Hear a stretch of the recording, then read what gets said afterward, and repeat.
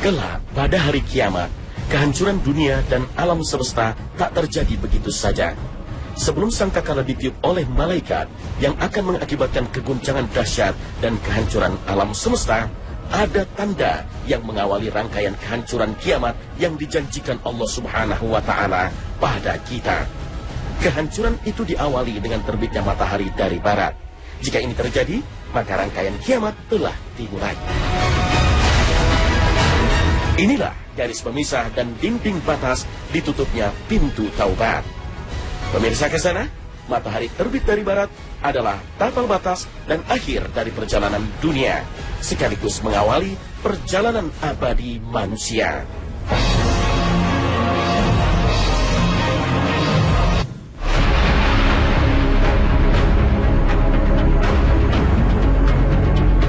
Di antara rangkaian kiamat adalah akan muncul binatang dari bumi, bisa berbicara pada manusia, bahkan bertindak memberi tanda pada masing-masing orang.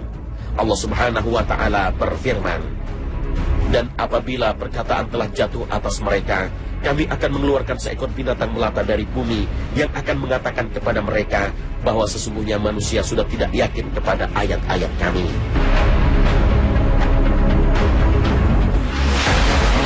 Tanda kiamat besar ini akan terjadi berbarengan atau berdekatan dengan terbitnya matahari dari barat. Namun tidak diketahui dengan pasti mana yang lebih dahulu. Apakah terbenamnya matahari dahulu atau munculnya binatang melata dari perut bumi yang bisa berbicara. Bahkan Rasul sendiri tidak yakin mana di antara keduanya yang muncul dahulu. Rasulullah bersabda, "Sesungguhnya tanda-tanda kiamat pertama yang akan terjadi adalah terbitnya matahari dari tempat terbenamnya dan keluarnya seekor binatang kepada manusia pada waktu duha." Tidak diketahui secara pasti mana di antara kedua peristiwa ini akan terjadi lebih dahulu. Tetapi yang jelas keduanya akan terjadi dalam waktu yang berdekatan. Hadis riwayat Ahmad, Muslim, Abu Daud, dan Ibnu Majah.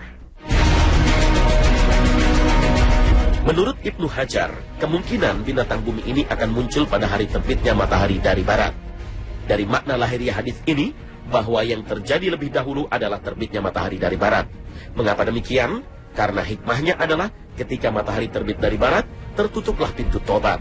Maka keluarnya binatang bumi tersebut untuk membedakan antara orang mukmin dengan orang kafir dan menekankan maksud dari tertutupnya pintu tobat. Barangkali yang menyebabkan dua tanda ini akan terjadi dalam urutan yang berdekatan atau bahkan bersamaan adalah karena terjadinya salah satu dari dua tanda ini akan menutup pintu taubat. Wallahu a'lam. Ketika matahari telah terbit dari barat, maka tertutuplah pintu taubat. Disinilah manusia mulai dikelompokkan, mukmin atau kafir. Lalu muncullah binatang bumi yang akan menekankan bahwa pintu taubat benar-benar telah tertutup dengan memberi tanda pada orang-orang mukmin atau kafir. Lalu seperti apakah binatang itu? Ia adalah seekor binatang yang besar, berbulu panjang, berbulu roma pendek, dan halus, dan mempunyai beberapa kaki. Bentuknya besar, akan tetapi kita tidak menemukan hadis-hadis sahih yang menerangkan sifat-sifat besarnya. Namun ada keterangan yang menjelaskan secara rinci tentang ciri binatang ini, yaitu apabila ia keluar dari sebuah celah di Bukit Safa secepat lari kuda selama 3 hari, maka belum akan keluar sepertiga dari badannya. Namun masalah berapa besarnya adalah tidak terlalu penting bagi kita. Cukup bagi kita untuk meyakini saja bahwa binatang bumi benar-benar akan keluar di hari kiamat nanti berdasarkan firman Allah. Dan apabila perkataan telah jatuh atas mereka, kami akan mengeluarkan seekor binatang melata dari bumi yang akan mengatakan kepada mereka bahwa sesungguhnya manusia sudah tidak yakin kepada ayat-ayat kami. Al-Quran Surah An-Naml ayat 82. Binatang ini dikeluarkan untuk memberitahukan kepada manusia bahwa sesungguhnya manusia sudah tidak yakin kepada ayat-ayat Allah. Binatang ini akan memberi tanda kepada semua orang yang ada di muka bumi. Bahkan orang-orang yang berada di masjid yang paling terjaga dan terhormat, yaitu Masjidil Haram, tidak akan terhindar dari kejaran binatang itu. Ia akan memekik, bersuara antara makam Ibrahim dengan Hajarul Aswad, Ka'bah, sambil menebarkan tanah dari kepalanya. Kemudian menghadap ke timur dan mengeluarkan suara keras yang melampaui segala penjulunya. Kemudian ia menghadap ke barat dan melakukan hal yang sama. Hal itu menyebabkan manusia terpisah darinya secara bersama-sama, cerai-berai, dan dengan berkelompok. Sedangkan satu kelompok dari kaum muslim akan tetap bersiteguh dan mereka telah mengetahui bahwa ia adalah binatang Allah, sedangkan mereka tidak akan dapat mengalahkan Allah. Binatang ini juga akan memberi tanda pada muka orang mukmin sehingga menjadi terang seperti bintang. Dia akan terus berjalan di muka bumi, tidak dapat dikejar oleh siapapun, serta tidak seorang pun yang dapat melarikan diri darinya. Bahkan apabila seorang laki-laki berlindung darinya dengan melakukan sholat, maka binatang itu akan datang dari belakangnya sambil berkata, "Hai Fulan, mengapa baru sekarang kamu sholat?" Lalu ia memberi tanda pada mukanya dan pergi. Rasulullah bersabda, binatang bumi itu akan keluar dengan membawa tongkat Musa dan cincin Sulaiman. Maka ia akan mencap hidung orang kafir dengan tongkat dan akan membuat terang wajah orang mukmin dengan cincin. Sehingga dengan demikian, apabila telah berkumpul beberapa orang yang makan di sebuah meja hidangan, maka salah seorang dari mereka akan berkata, "Makanlah ini wahai orang mukmin, dan makanlah ini wahai orang kafir." Hadis riwayat Abu Daud, At-Tayalisi, Ahmad, dan Ibnu Majah. Imam Nawawi dalam Syarah Sahih Muslim menukil perkataan Abdullah bin Amr bin As bahwa binatang ini adalah Al-Jassasah yang pernah disebut dalam hadis Tamim Ad-Dari saat terdampar di sebuah pulau misterius hingga akhirnya bertemu Dajjal di tempat itu.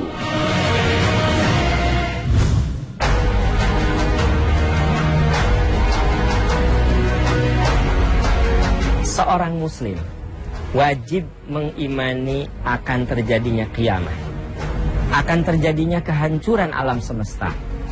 Karena begitu pentingnya beriman kepada hari kiamat, sampai ada beberapa nama surat Al-Quran itu menggambarkan kedahsyatan kiamat. Bahkan ada yang khusus diberi nama surat Al-Qiyamah. La uqsimu biyaumil qiyamah. Aku bersumpah dengan terjadinya hari kiamat. Ini semua menggambarkan bahwa kiamat itu sesuatu yang harus kita imani dan pasti akan terjadi. Kapan itu terjadi? Hanya Allah yang Maha tahu. Bahkan Rasulullah saja tidak bisa menyebutkan kapan terjadinya kiamat. Namun Rasulullah SAW menyebutkan beberapa ciri akan terjadinya kiamat. Salah satunya adalah sabda Rasul. Beliau mengatakan bahwa kiamat tidak akan terjadi kecuali ketika matahari terbit dari barat. Hal yang terpenting dari keterangan Rasul bahwa nanti matahari akan terbit dari barat, taubat tidak akan diterima. Kenapa tidak akan diterima? Karena waktu untuk beramal sudah habis. Kesempatan untuk berbuat kebaikan dan memperbaiki diri itu sudah selesai. Kalau kita perhatikan, memang manusia itu tidak ada yang suci dari salah. Manusia itu tidak ada yang steril dari dosa. Tugas kita adalah bagaimana kita memperbaiki kesalahan. Kalau kita perhatikan, orang yang berbuat dosa itu ada 5 macam.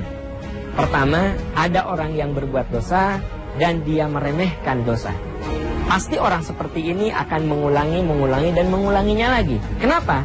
Karena dia meremehkan dosa. Sabda Rasulullah SAW, jangan kamu meremehkan dosa, karena dosa itu akan berkumpul dan akan mencelakakanmu. Sekalipun dosa itu kecil, kalau dilakukan terus-menerus, itu akan berubah menjadi besar.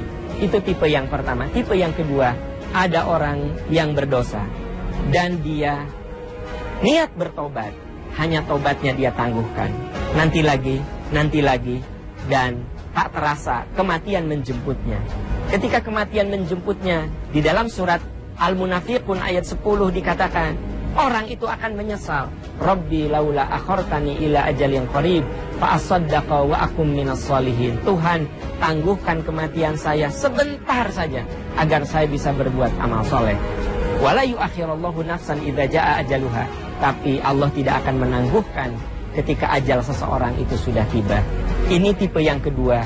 Yang ketiga, ada orang yang berbuat dosa dan dia terus-menerus berbuat dosa karena dia putus asa dari ampunan Allah. Dia bilang, dosa aku sudah terlalu banyak, percuma bertobat juga, Allah tidak akan mengampuni aku. Akhirnya dia ulangi, dan dia termasuk orang yang berputus asa dari ampunan Allah. Padahal di dalam surat Az-Zumar, Allah berfirman, qul ya ibadiyalladzina asrafu ala anfusihim la taqnatu min rahmatillah innallaha yaghfirudz dzunuba jami'a innahu huwal ghafurur rahim.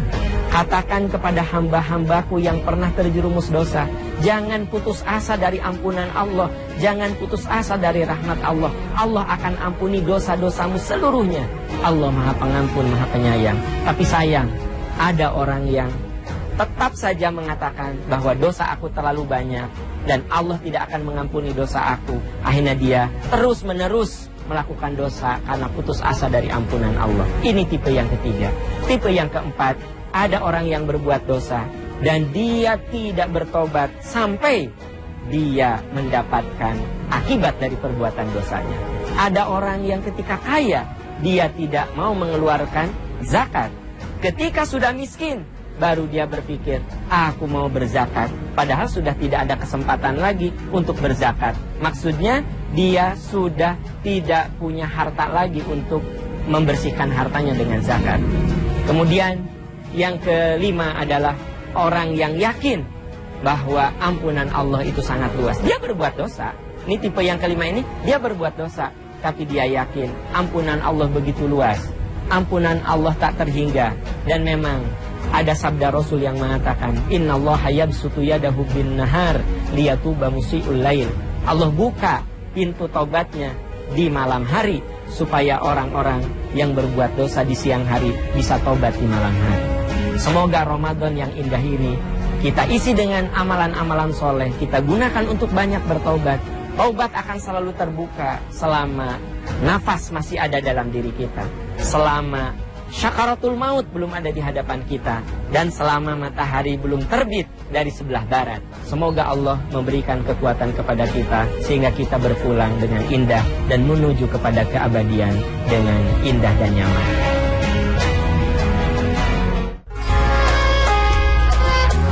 Pemirsa Khazanah, terbitnya matahari dari barat menjadi tanda bahwa kiamat telah dimulai. Pintu taubat ditutup, semua orang-orang yang tersisa di muka bumi pun dipilah-pilah dan diberi tanda oleh binatang yang keluar dari perut bumi. Tanda yang disematkan di masing-masing orang, ada yang mukmin, ada tanda kafir. Semua tanda itu sudah tak lagi bisa berubah, karena pintu taubat memang sudah ditutup. Hingga kehancuran alam semesta sebagai awal dari perjalanan abadi orang-orang yang tersisa di muka bumi dan manusia yang telah tiada, yang tengah menanti di alam barzah. Nah pemirsa, tetap bersama Khazanah Perjalanan Abadi setiap hari pada pukul 5.15 waktu Indonesia Barat sepanjang bulan Ramadan. Semoga Allah menetapkan kita semua dalam keimanan. Amin ya Rabbal Alamin. Terima kasih atas perhatian Anda. Wassalamualaikum warahmatullahi wabarakatuh.